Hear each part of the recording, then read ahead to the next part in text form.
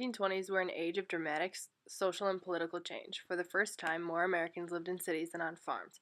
The nation's total wealth more than doubled between 1920 and 1929, and this economic growth swept many Americans into an affluent and unfamiliar consumer society. People from coast to coast bought the same goods, listened to the same music, and did the same dances. Many Americans were uncomfortable with this new urban, sometimes racy mass culture.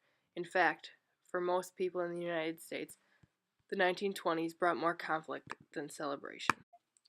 After World War I, rural Americans immigrated to cities in hopes of finding a more prosperous life in the ever-growing expansion of America's industrial sector.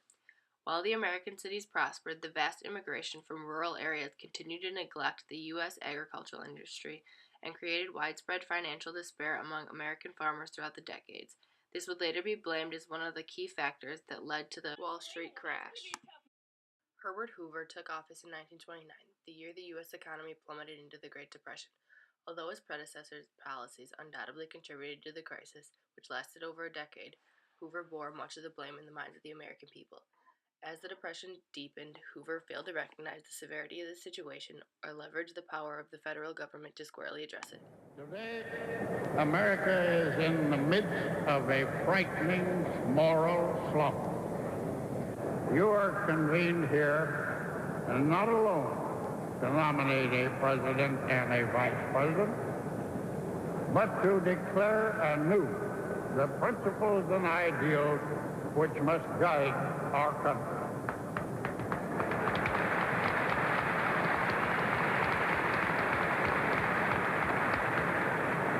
Yours is the task to stop this moral retreat, to lead the attack and recapture the meaning of the word America.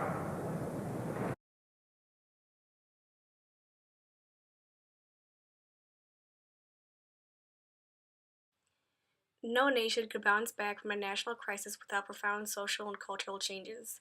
While many undesirable vices associated with hopelessness were on the rise, many families were also strengthened through the crisis.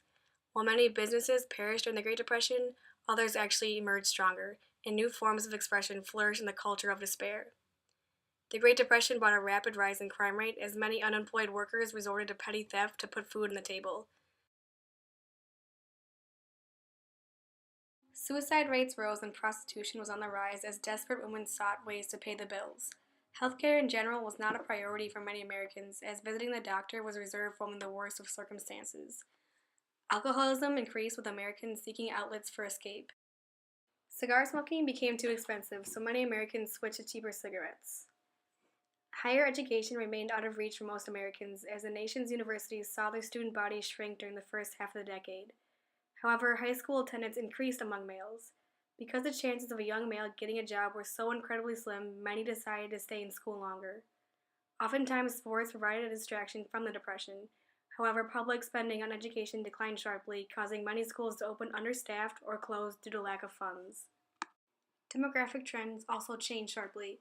Marriages were delayed as males waited until they could provide for a family before proposing to their significant other. Divorce rates dropped steadily in the 1930s. Rates of abandonment increased as many husbands chose the poor man's divorce option. They just ran away from their marriages.